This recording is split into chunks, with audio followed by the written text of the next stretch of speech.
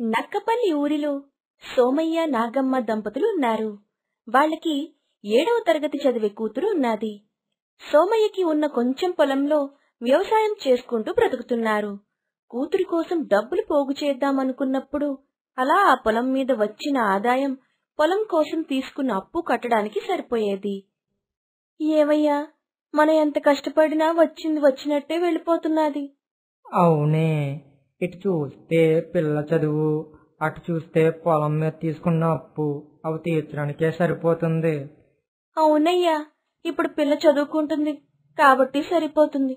రేపు ఒక అయ్య చేతిలో పెట్టాలంటే ఏం చెయ్యాలో నేను అదే ఆలోచిస్తున్నాను. సరేలే, ఆ దేవుడే ఏదో దిక్కు చూపిస్తాడులే.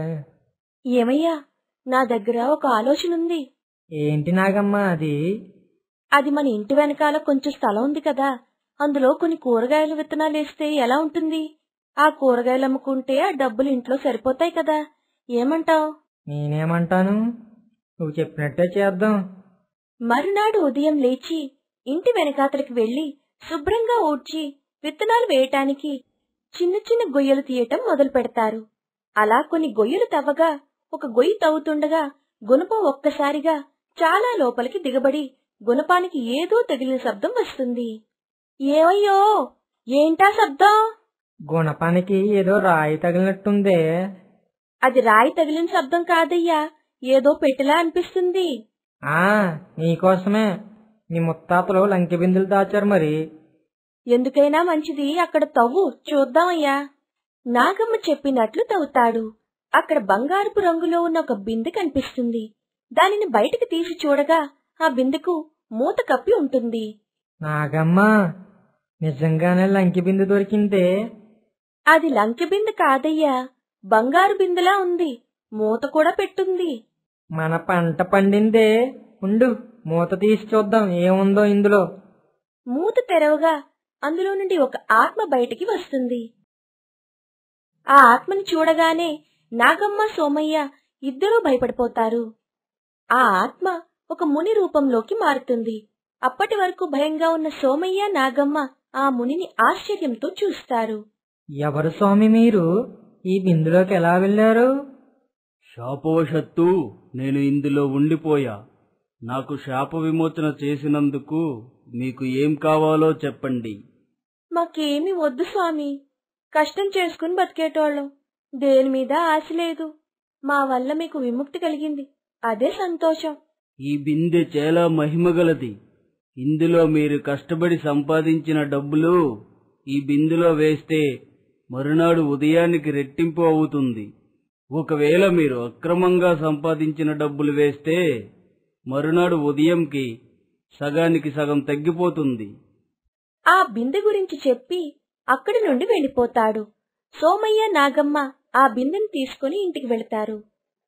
ఏవయ్యో, ఇది నిజంగానే మహిమగల బిందంటావా? ఏమో, నాకు మాత్రం ఏం తెలుసు. ఒకసారి పరీక్షిస్తే తెలిసిపోతుంది కదా. వంటగదిలో కూలి డబ్బులున్నాయిగా, అవి తీసుకునిరా. ఇందులో వేసి రేపు ఉదయాన్నే చూద్దాం రెట్టింపు అవుతాయో లేదో. అలాగే అయ్యా. నాగమ్మ వంటగదిలోకి వెళ్లి డబ్బులు తీసుకుని వస్తుంది. సోమయ్య ఆ డబ్బులు ఆ బిందెలో వేస్తాడు. ఆ బిందెను తీసుకుని వెళ్లి ఒక మూలన పెడతారు. అప్పటి నుండి ఎప్పుడు తెల్లారుతుందా, ఎప్పుడు బిందెను చూద్దామా అని ఆశతో ఎదురు చూస్తూ నిద్రలోకి చేరుకుంటారు. మరునాడు ఉదయం లేవగానే ఆ బిందె దగ్గరకు వెళ్లి ఆ బిందెలో చూసి ఆశ్చర్యపోతారు. ఏమయ్యా, ఆ ముని చెప్పేది నిజమేనయ్యా? అవునే, ఇక మన కష్టాలన్నీ పోతాయి. పిల్లకి మంచి చదువు చెప్పించొచ్చు, పెళ్లి కూడా బాగా చెయ్యొచ్చు. అవునయ్యా, ఆ దేవుడు మన మొర ఆలకించాడు. అలా రోజు వాళ్ళ కష్టపడిన డబ్బులు ఆ బిందెలో వేసేవారు. మరుసటి రోజు ఉదయం కల్లా అవి రెట్టింపు అయ్యేవి. రోజు కష్టపడిన డబ్బులు ఆ బిందెలో వేసి రెట్టింపు చేసుకోవటం వల్ల కొన్ని నెలలకే శంకరయ్య దగ్గర తీసుకున్న అప్పు తీర్చేస్తారు. సొంత ఇల్లు కట్టుకొని కొంత పొలాన్ని కూడా కొనుక్కుంటారు. దానితో అతి కొద్ది రోజుల్లోనే ధనవంతులుగా మారుతారు. కూతుర్ని కూడా మంచి పాఠశాలలో చదివిస్తారు. ఒకరోజు శంకరయ్య సోమయ్య ఇంటి వైపు వెళుతూ సోమయ్య ఇంటిని చూస్తాడు. శంకరయ్య ఇంటికి వెళ్లి పనివాడిని పిలుస్తాడు. ఒరే సాంబా, ఒరే సాంబా, ఇలా రారా. అయ్యగారా, చెప్పండి, పిలిచారు? ఒరే సాంబా, సోమయ్యకి రోజూ కూలి పనికి వెళ్తే గాని పూట గడిచేది కాదు. అటువంటిది ఉన్నట్టుండి నా అప్పు తీర్చేశాడు, కొత్త ఇల్లు కట్టుకున్నాడు. అంత డబ్బు ఎక్కడి నుంచి వచ్చిందంటావు? ఏమో అయ్యగారు, నాకెలా తెలుస్తుంది? ఊళ్ళో జనం కూడా సోమయ్య కోసమే మాట్లాడుకుంటున్నారు. సోమయ్య ఏదో నాకు తొక్కినట్టున్నాడు అయ్యగారు. అందుకే అదృష్టం కలిసి వచ్చి బాగా సంపాదిస్తున్నాడు. నాకు ఏదో అనుమానంగా ఉందిరా. సోమయ్య ఎక్కడో దొంగతనం చేస్తున్నాడు అనిపిస్తుంది. ఎంత అదృష్టం కలిసి వస్తే ఇంత తక్కువ సమయంలో అంత డబ్బు ఎలా సంపాదిస్తాడు? సోమయ్య పూట గడవకపోతే గంజి నీళ్ళన్న తాగుతాడు గాని దొంగతనాలు మోసాలు సోమయ్యకి రావండయ్యా. పర్లు సొమ్ము పాములాంటిదని భావిస్తాడు సోమయ్య. అది సోమయ్యకి బాగా తెలుసు. తెలుసులేరా. అంత డబ్బు ఎలా వచ్చిందని కొంచెం ఆతృతతో అడిగాను అంతే. అందరూ మీలా ఉండరు కదా అయ్యగారు, అధిక వడ్డీలకి అప్పులు ఇవ్వడం. సోమయ్య కష్టపడి సంపాదించుకోవడం వల్ల అనుకుంటా తమరిలో అసూయ పెరుగుతున్నట్టుంది. ఏంట్రా అంటున్నావు? వెళ్ళు, ఇంక పని చేసుకో. సరే అయ్యగారు. సోమయ్య ఇంట్లో ఏదో రహస్యం ఉంది. అంత సంపాదన ఎలా సంపాదిస్తున్నాడో తెలుసుకోవాలి అని తన దగ్గర ఎంతో నమ్మకస్తుడిగా పనిచేస్తున్న మల్లిగాడిని పిలుస్తాడు. అయ్యగారు, చెప్పండి, ఏది కాబట్టరు? ఒరే మళ్ళీ, ఆ సోమయ్యకి సొంత ఇల్లు పొలాలు కొనడానికి డబ్బులు ఎలా వచ్చాయి? నాకు తెలిసి వాళ్ళు ఏదో రహస్యంగా చేస్తున్నారు. అదేంటో నువ్వు కనిపెట్టాలి. అట్టగారు, ఎప్పుడు వెళ్ళి తెలుసుకుంటాను. నీ దుంపతెగ, ఇప్పుడు కాదురా, ఎవరికీ తెలియకుండా వెళ్ళి తెలుసుకోవాలి అక్కడ ఏమి జరుగుతుంది అని.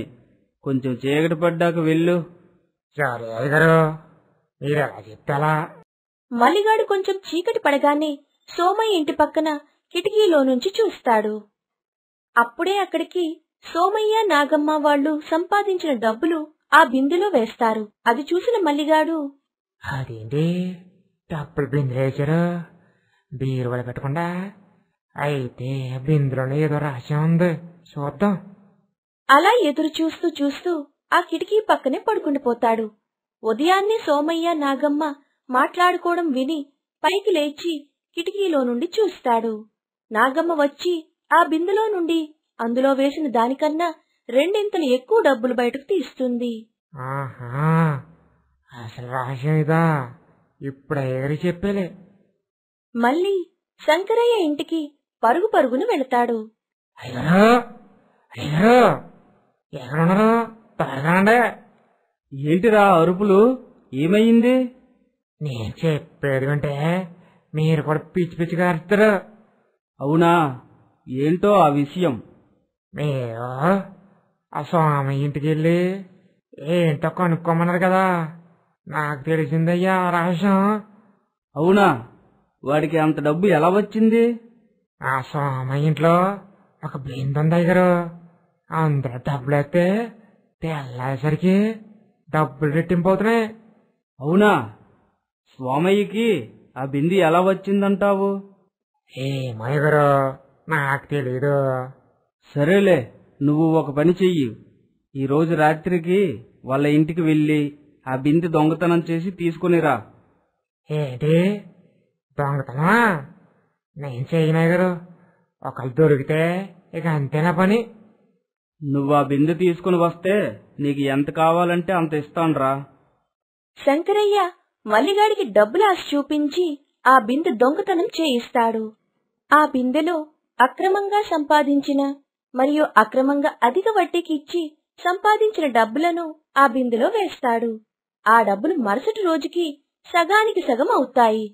అది చూసిన శంకరయ్య లబోదిబోమంటూ ఏడుపు ముఖం పెట్టుకొని మళ్లీ డబ్బులు వేయగా ఆ డబ్బులతో సహా ఆ బిందె కూడా మాయమైపోతుంది.